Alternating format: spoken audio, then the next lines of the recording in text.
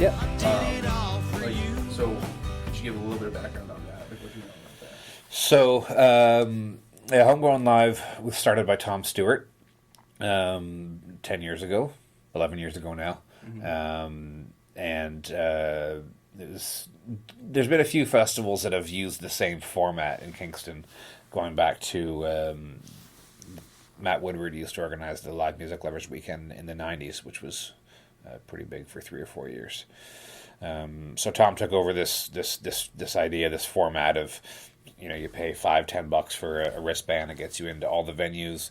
All the venues are sort of genre specific. There's a rock venue, there's a blues venue. We do jazz at Sizzle. We do blues at the RCHA, Celtic at the Brew Pub. This kind of idea. And it's been a fundraiser for the Joe Chitlin Memorial Musical Instrument Lending Library. We've raised over $100,000 since we started for the mill, and I've been part of. I guess I sat out the first year, but I guess advised a little bit because I'd run a similar festival myself for 2 or 3 years, and now I'm in charge of the festival. Oh, okay. So Right. Tom decided that the 10 years was enough, and he asked me to take over, and I said, sure, why not? Okay, great. Yeah. So, in terms of like booking these musicians, so it's Yeah. like Homegrown Live. Like, are these Kingston based or Kingston like? Yeah, our sort of we have a really interesting organization in that there's the festival coordinator and the committee, which is sort of 3 or 4 people. Pardon me, and then there's a venue coordinator who looks after each individual venue. We solicit applications. Our kind of only rule is that you should have a Kingston connection. Okay. Tom and I always debated a little bit or how loose that should be. I thought it should be, I don't think it's good enough that your aunt used to live here and that you hung out here a few times. I think you should actually have a member of the band, here or something like that. But anyways, so the venue coordinators are actually responsible for booking their individual venues. We don't, on the sort of committee level, don't interfere with that. We just filter the applications through them. All right. And we help out if someone needs help, and if someone says, "Well, I got a couple of people here that aren't really country, can I move them over to the folk venue?" And we sort of help out with that kind of stuff. But as long as the bands have some sort of a Kingston connection, they can play. Yeah. So in terms of these genre specific locations, these are like bars or coffee houses or any like outside events? Or? Yeah. For the most part, I think everything we've done has been in a bar, or we've used a couple of like art studios and coffee shops and church halls and that kind of thing. But some sort of a live music venue. Yeah. Sweet. All right. And in terms of like all these genres, do you find it difficult to find like, let's say for jazz, do you find it difficult to find enough jazz musicians? No, not at all. Yeah. The interesting thing is, we sort of got in for a while into sort of more, I guess, more themes than genres. Like we had an original music venue, and we had a singer songwriter venue, and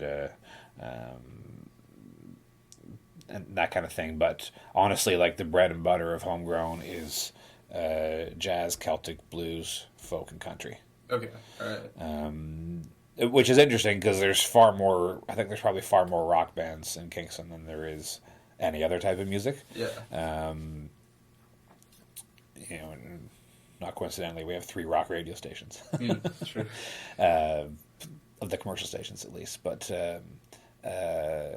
those ones are always really well attended, and I think maybe the problem with the rocks that we've had these sort of splintered ideas over the years. So I don't know if we're going to be able to sort of refine that a little bit more this year. Like we used to have Canadiana and stuff like that, and just sort of some stuff that was a little harder to sell to the random people that would just want to show up. So, Sure. Yeah.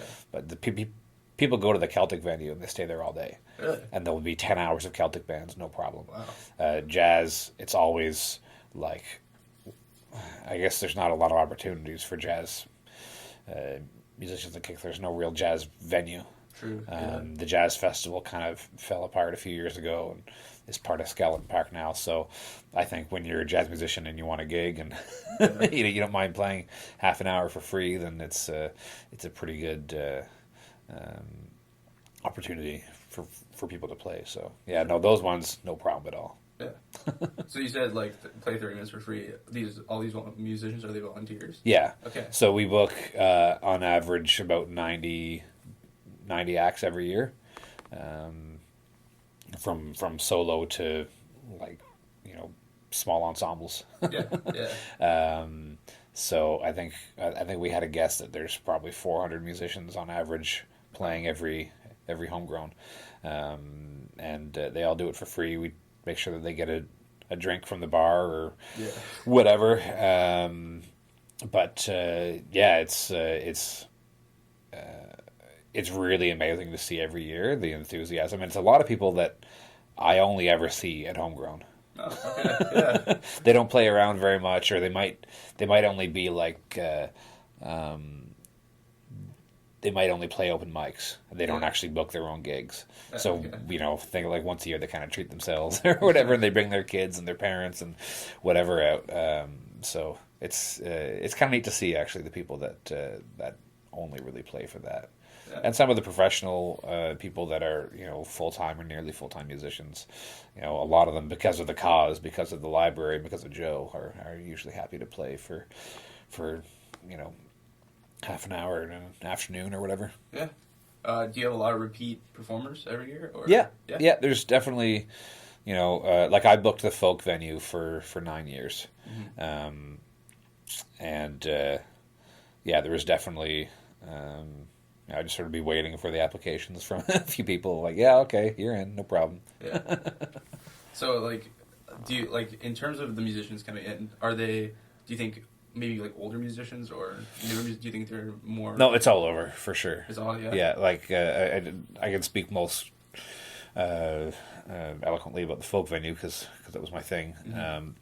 There was definitely I think the same as the audience at Musiki, a lot of young people and a lot of older people, a lot of retired folks. Yeah. I'd say, folk is one of those terms that means something different to everybody, right? I mean, when I think of folk music, I think of because of I listen to a lot of very traditional folk music, Woody Guthrie and Leadbelly and that kind of stuff. Sometimes you say folk music and someone thinks Jewel. Yeah. Or maybe it's Ed Sheeran or whatever it is. Maybe it's Bob Dylan. Maybe it's Cat Stevens or Joni Mitchell or Sheryl Crow. Like who knows what people think when you hear folk music, right? So you definitely get people that come in that could play probably anywhere, but if it's kind of got an acoustic guitar in it, that's good enough. Yeah.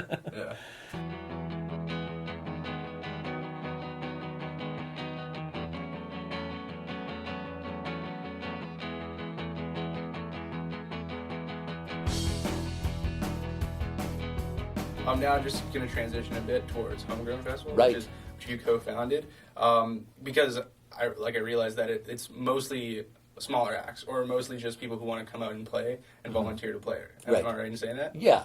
Well, I would say it's back to the hockey analogy. I always say it's like junior A, junior B, and junior C, and a lot of it is I would say amateur or developing musicians, but the pros get out and. We run out of musicians on that day often. It's just and some of the guys and gals are playing 2 or 3 acts or whatever. It's really an explosion of music. For sure. Could you just touch on a bit of the history and what inspired you to make this festival?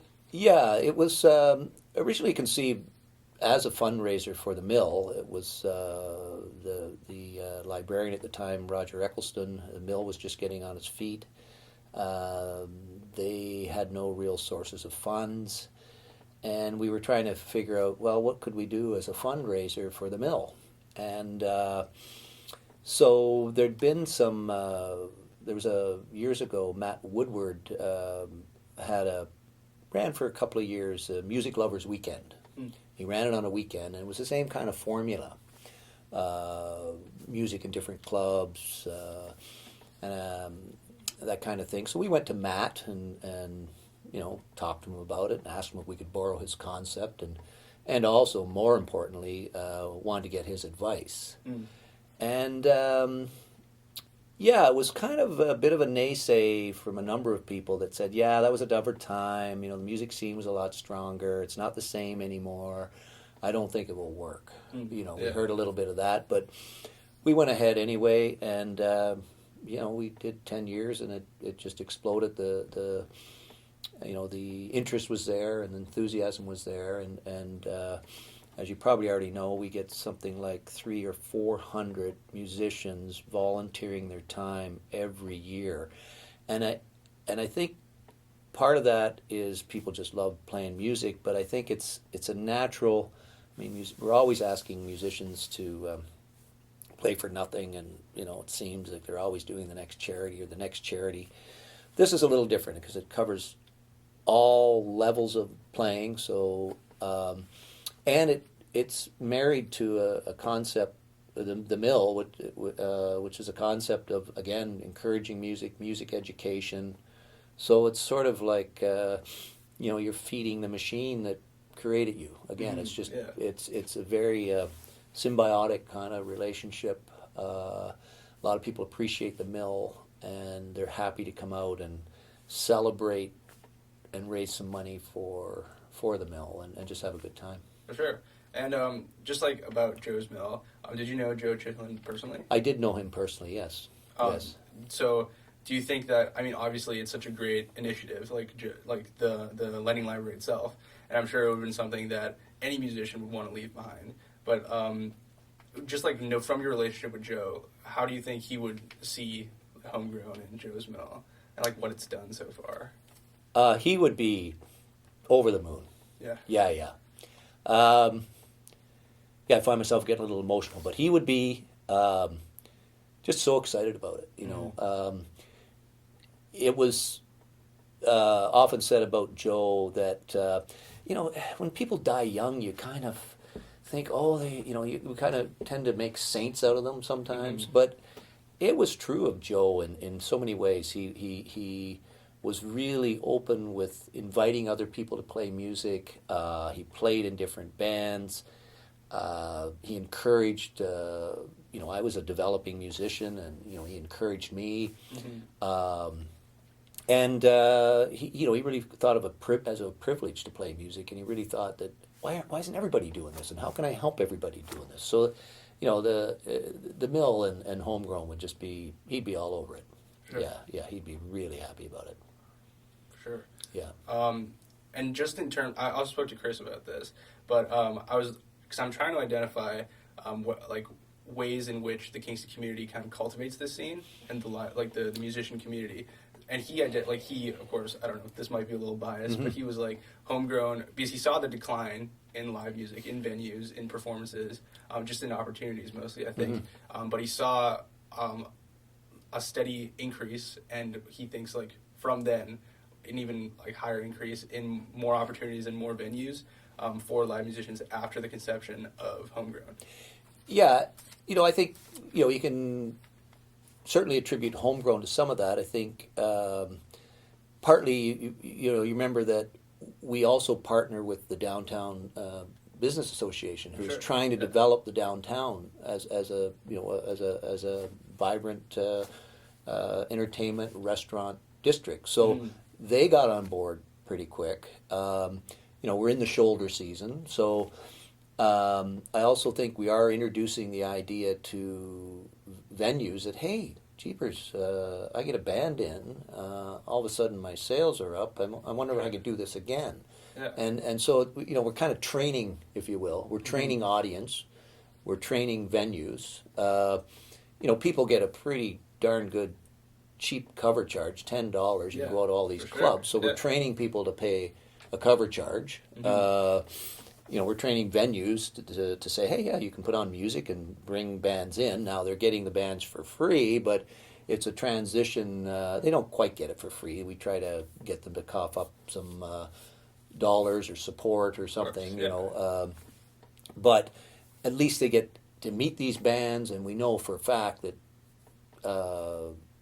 bands do get gigs out of this. You know, a club owner sees them for the first time, or sees the audience react to them, and they go, "Hey, I could get those guys back in my club," you know, and so that does happen. So Homegrown has helped with that, but I think it's more than that. You know, I mentioned Queens. It's always been a natural fit for, like, live music has always been around in Kingston. I don't quite know why it has this creative attraction, but you know, you'd have to talk to other arts like film. I know we've got a pretty vibrant film scene here. Sure. You know, we've got a live theater scene. You know, we've got a writers' festival. Of course, yeah. Like, it's just a creative place, and I think it's, you know, it's organic. Why that happens, it's hard to, you know, say it's because of this or because of that. I think it all just kind of fits together, and you know, I often think of you know, Homegrown sometimes as little windstorms that we just all collect them together and turn it into a tornado of creativity. Yeah, right? for sure. And I think that's probably true in other arts areas of Kingston, or arts disciplines, creative disciplines. You know, it's just that it's a collective of people wanting to make things happen in their community, and for whatever reason, we seem to have it, and I think it feeds itself, right? Like, if we're successful and creative, and you know, one good project spawns another good project, right? Course, yeah. So yeah, it's magical, you know. Sure. And just speaking about that, and like this sort of like tornado effect that you were talking about, what do you see as like the future of Homegrown? Yeah, well, we'll have to see. I mean, I guess I would just like to see it go another 10 years. You know, it's going to evolve a little bit. We might, you know, we always see venues drop in and out. I mean, I've often, you know, been asked about, you know, are you guys growing? Are you guys, you know, like, you know, the tendency in our culture is, you know, you start something, it's got to get bigger and bigger and bigger and bigger, you know, and no, we've never really had that as a goal. You know, I think we want to become not taken for granted, but you know, just become part of our community. You know, like it's something. It's intimate. Not to take away from the students, but it's not at the time when the students are here generally. Sure, yeah. And so it becomes a community event that, and it's really specific to the music community. So I guess I'd just like to see it develop and get ingrained into our music culture rather than grow. You know, we did a little side project, well, a fairly big side project, Plant the Seeds initiative this year, which celebrated 10 years of Homegrown. And there we did some workshops and celebrated some of our major bands with concerts and you know, that's that kind of thing where we do a little more, make Homegrown maybe a little, include as part of Homegrown a little more music development and education is something that might happen down the road. You know, we're going to, with the transition, myself no longer coordinating Homegrown, we're expanding the board, we're looking at our mandate. We've already been successful in getting some extra grants.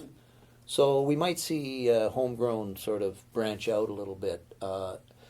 Maintain the festival as a core activity, as a fundraiser for the mill. Like, that's never going to change. It's kind of a marriage right now that nobody wants to divorce from. Of course. And but I could see us more sort of expanding or developing our mandate a little bit broader to, again, encourage music development and education. For sure. And talking about like music development, these workshops that you led with, or that were included with this Plant the Seeds initiative, were they targeted towards maybe more the youth in Kingston, or no, just anybody? It was just anybody. It was really tough. We wanted to give back to those in a small way to the several hundred musicians that volunteered every year. So we went out and asked them. We said, what could we possibly do? And they really wanted they wanted to play music, obviously. So we made sure there was lots of jams and shows. Of course. But they also really wanted to give back. Surprisingly, what do you want to do to get something? No, they want to give. They just seem to want to give, and what that means is teach youth sometime, introduce people to music. So we did some of that, and we look for things like home recording, marketing, those kinds of things. That voice was pretty popular. We stayed away from instrumentation because most of these guys and gals, if they're musicians, they're rehearsing and practicing, and they've got a teacher, and so they don't need another class in music. But some of them didn't know much about marketing, or they didn't know much about home recording. We also, which I think was a great thing, and I'm so glad we did it, is we offered a lot of free studio time. Oh, that's great. And so we some people got into the studio for the first time. Other people had we couldn't offer very much, but it was an incentive to get, hey, instead of having that song sitting on your computer, why don't you take it into the studio and get a recording? And we had several people we got some brand new songs professionally recorded, which is a great give back. And I mean, I think with no exceptions, they're all original songs, right? So now they're in that archive. What people are going to do with them, we don't know. So we'd like to see more of that. Like to see more of opportunities. Again, it's feeding the culture, right? We've got all these people writing these great songs. Let's give them some time in the studio. Maybe polish the songs up a bit. Get them out there. That's the kind of thing I'd like to see more of.